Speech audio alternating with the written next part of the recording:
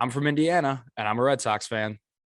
And I'm from Minnesota, but I'm a Yankees fan. And welcome to the Rivalry Out of State, our MLB series here on the Running the Table podcast, where we cover all things MLB and especially Red Sox Yankees. I'm Drew Westland, alongside me with, as always, Andrew Sinacariello.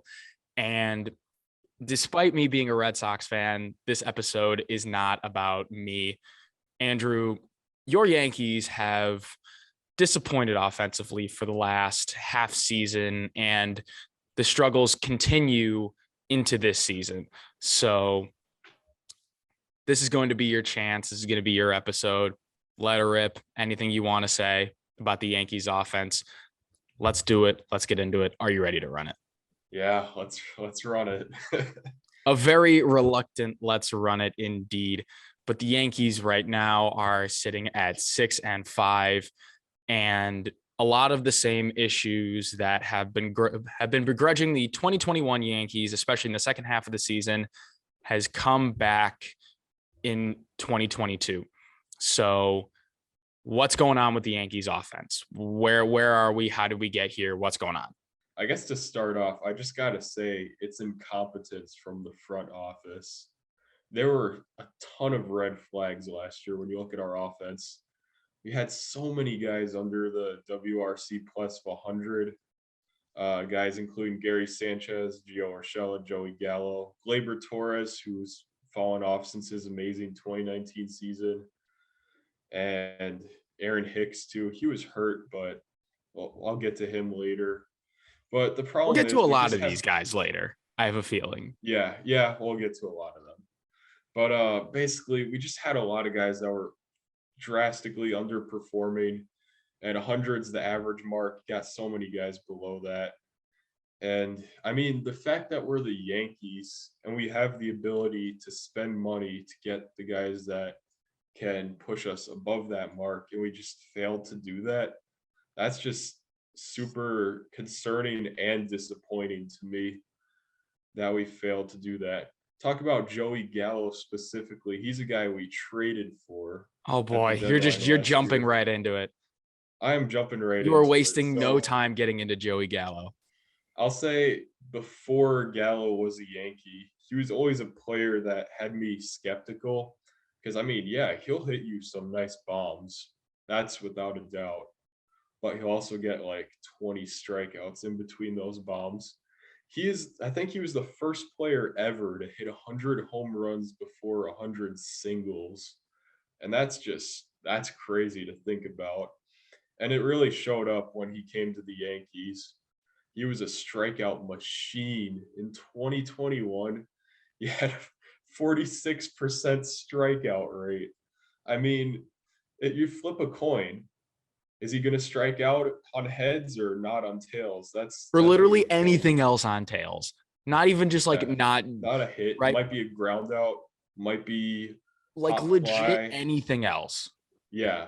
So it's anything else or a strikeout. So just like, look, he's at 95 for 2021, which is right below average.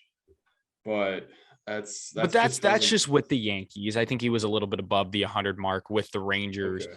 But to put Gallo and the Yankees in perspective, right? He had 188 at-bats, 30 hits. Almost half of those were home runs, 13 bombs, 22 RBI. In the 188 ABs, 88 of them were strikeouts, which is where that ginormous 46.8 strikeout percentage comes from. Now, the flip side to that is his walk rate. That is the one positive, where he did lead the team in walk percentage with 19.7, which is really, really good. And quite frankly, that is the sole reason his WRC plus is even hovering around average for last year, because his batting average was a miraculously fine 160, but his on-base percentage was above 300 and his slugging percentage was above 400 due to that power surge. So Joey Gallo, a disappointing last year, especially for what he was advertised as. He was supposed to be, right behind Stanton and Judge and Voit in that lineup as, sort of the reincarnation of Murderer's Row, but you got the adverse to what it was, just more strikeouts and lots of disappointment. But if we look to this year, Andrew, there were a lot of people around the Yankees that were fans of the Yankees that were saying, you know what? Gallo's going to turn it around. Gallo's going to be fine. You don't know how many people I saw that. And I was thinking to myself, I don't know, guys. I'm just not feeling it. And let's just say, so far, I've thought correctly. So opening day was 12 days ago, right? The Played Yankees 11 have games played so far. 11 games. How many RBIs do you think Joey Gallo has right now? Just wondering. Any answers? Well, guess what? He has zero. Zero RBIs. He's batting 4 for 33, striking out 45.5% of the time. Literally nothing's changed.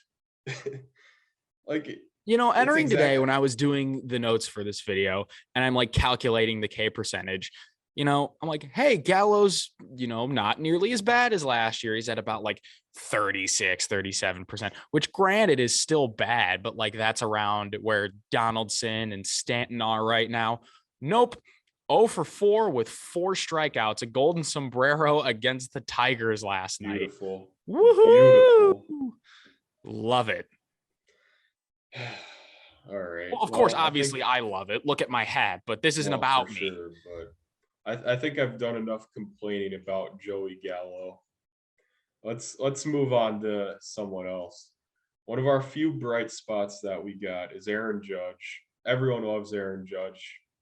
It's gotta be the fan favorite of the Yankees, without a doubt.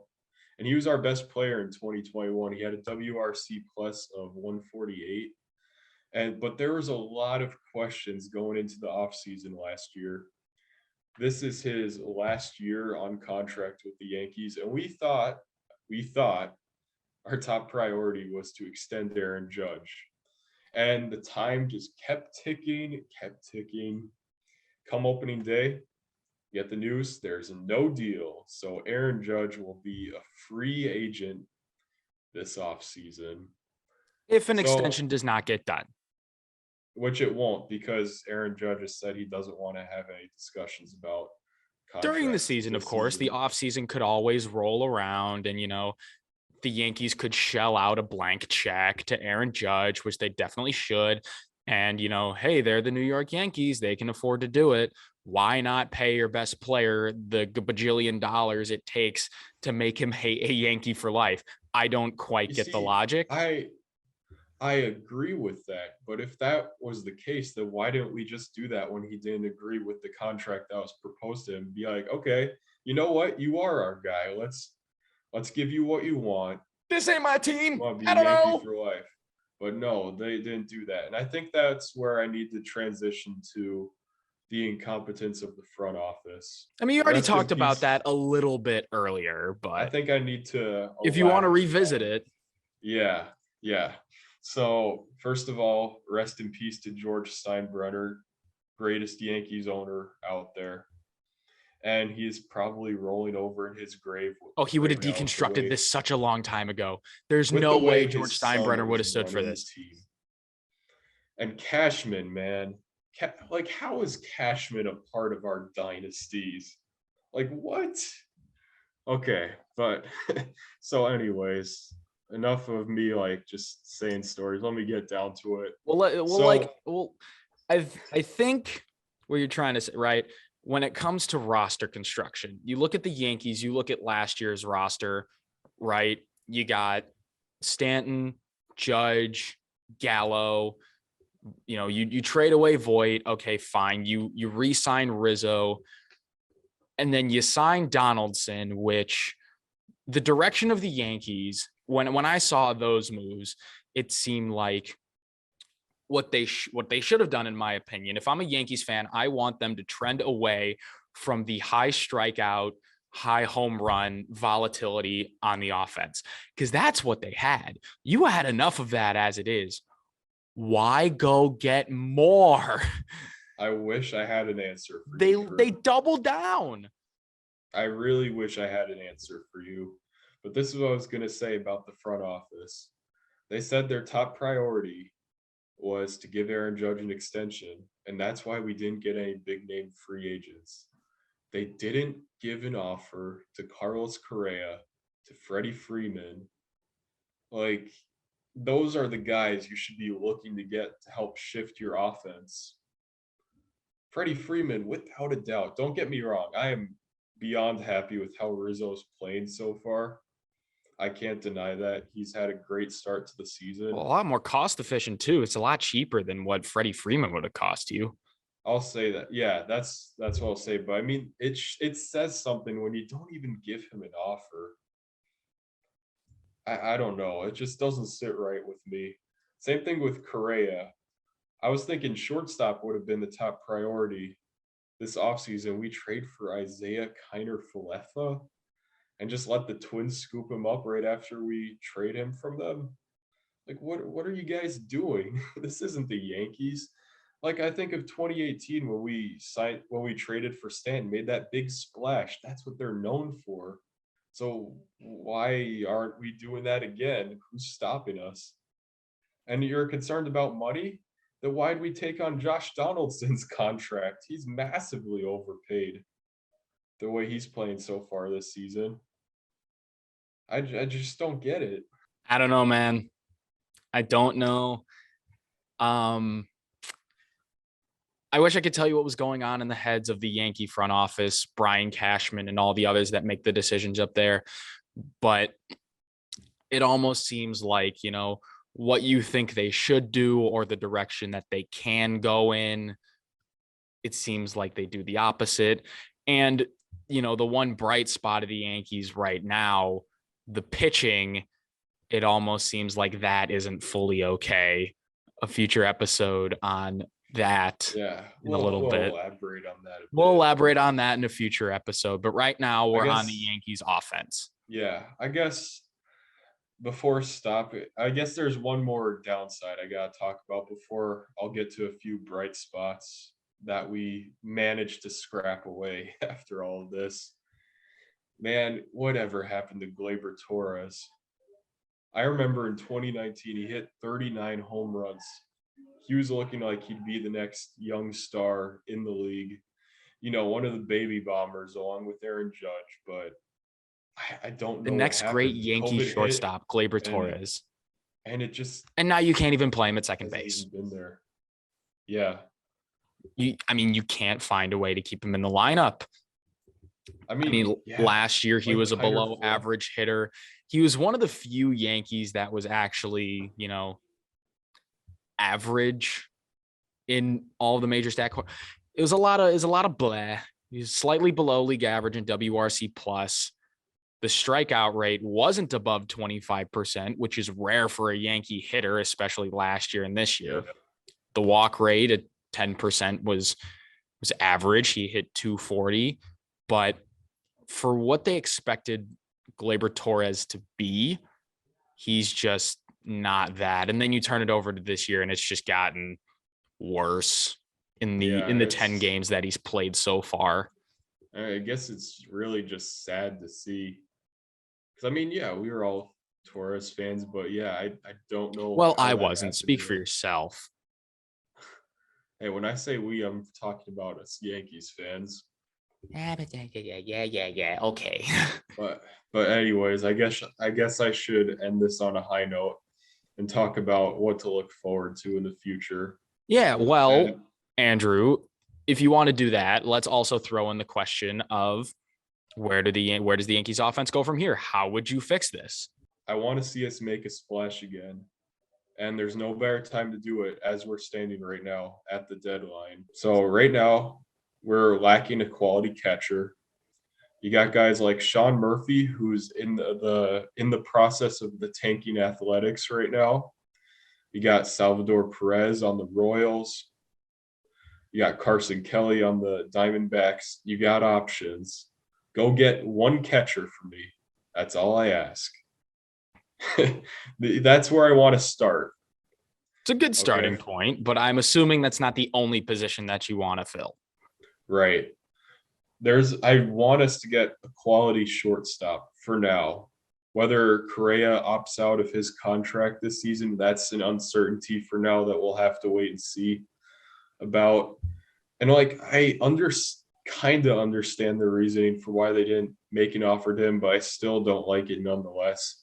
We got some really good prospects coming up. We got Anthony Volpe. He's projected to make his start next season.